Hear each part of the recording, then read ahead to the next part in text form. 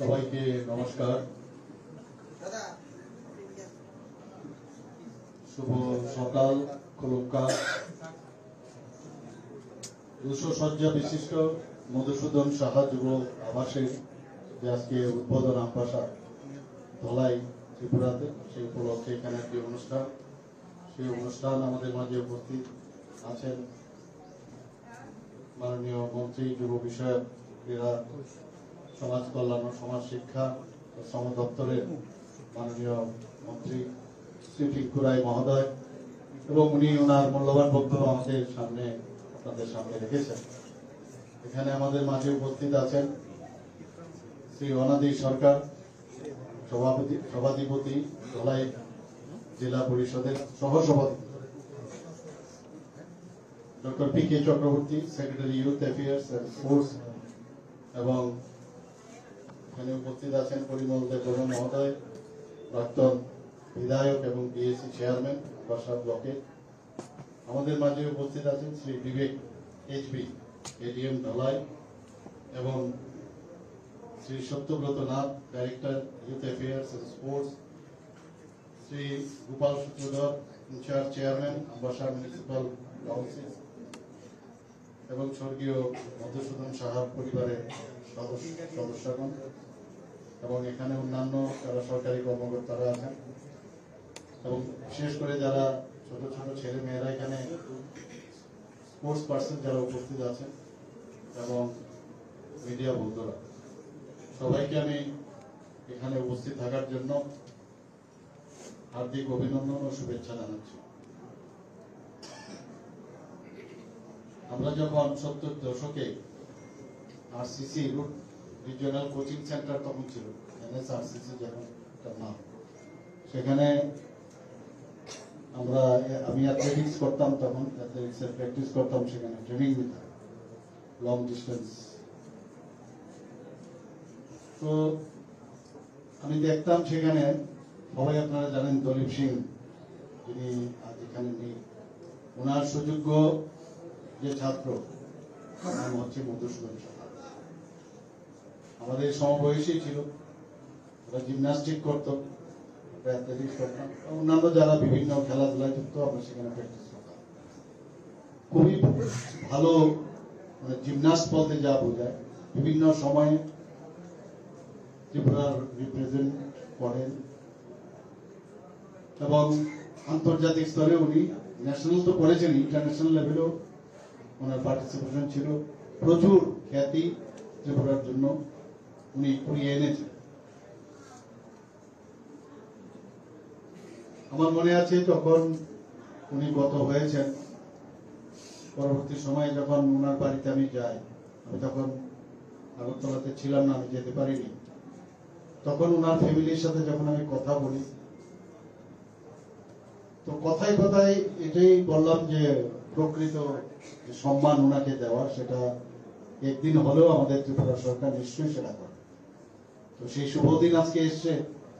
সেই শুভ দিনে আমি যখন মাননীয় মন্ত্রী বাহাদুরের সাথে কথা বললাম, ইউথ অ্যান্ড স্পোর্টস এর এই যুব আবাসকে কি নাম দেওয়া যায়, তখন আমি এই নামটা বলার পর বললাম আপনারা যোগাযোগ করুন না ফ্যামিলির সাথে। তো যোগাযোগ করে আজকে আমাদের ফ্যামিলির ওরা এসে, আমরা চাই যে ত্রিপুরার সরকার সমস্ত যারা কৃতিত্বের সাথে কাজ করেছে, ত্রিপুরার নাম কুড়িয়েছে, তাদের মূল্যায়ন করা।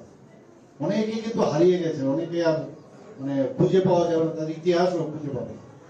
আমি আশা করি যে আজকে এই ইউথ এন্ড স্পোর্টস ডিপার্টমেন্টের তরফ থেকে যে প্রচেষ্টা ওনারা করেছেন, ওনাদেরকে আমি ধন্যবাদ দেবো, বিশেষ করে মাননীয় মন্ত্রী মহোদয়কে। এবং উনি বিস্তারিত এখানে আলোচনা করেছেন যে আমাদের আগে যখন আমরা খেলাধুলার কারণে বিভিন্ন যখন স্টেট মিটে যেতাম, সেখানে গিয়ে কিন্তু ওই স্কুল যে আছে সে স্কুলের মধ্যে আমাদের থাকতে হতো, বেডিং নিয়ে চলে যেতাম, বেডিং এর পেতে সেখানে আমরা পাখাও চলতো না ঠিকভাবে, সেখানে খেলায় পার্টিসিপেট করতাম। এখন যে বিষয়টা আমাদের যে সমস্যাগুলো ছিল, এই সমস্যা যেন এই জেনারেশনের ছেলে মেয়েরা যাতে তাদের সেটা ভুগতে না হয়, তার জন্য আমাদের এই প্রচেষ্টা। মাননীয় মন্ত্রী বাহাদুর বলেছেন আমরা প্রতিটা ডিস্ট্রিক্টে আমরা এই ধরনের যুব আবাস আমরা খুলব। তো আগরতলাতে তো আছে, যে কোনো খেলাধুলা যেটা হয় শুধু আগরতলা কেন্দ্রে। আমরা চাই যে সমস্ত ত্রিপুরাতে তার বিস্তার হোক এবং এখানে 200 যে শয্যা 100 মহিলা এবং 100 ছেলে, তাদের জন্য আলাদা আলাদা করে যে সুন্দরভাবে। এবং এখানে আমি যা শুনলাম আমাদের যারা ত্রিপুরার ছেলে মেয়েরা যারা আমাদের আর্ট কলেজ থেকে পাশ করেছে তাদেরকেও এখানে তাদের কৃতিত্বের পরিচয় দেওয়ার জন্য তাদেরকেও এখানে ব্যবহার করা হয়। আমি ঢুকেই দূর থেকে দেখছিলাম, এত সুন্দর লাগছিল যে আবাসকে দেখতে, সত্যি অপূর্ব হয়েছে। আমরা আসলে আমাদের নিজেদেরকেই বুঝতে পারি না, জানতে পারি না। অনেক সময় মোমবাতির নিচটা যেমন অন্ধকার থাকে, অন্যদের আলো দেই চেষ্টা করি, কিন্তু নিজেকেই নিজে চিনতে পারি। ত্রিপুরা সরকার এবং আমরা আমাদের এই সরকার মাননীয় প্রধানমন্ত্রীজির মার্গদর্শনে আমাদের এই সরকার সেইভাবে চলে।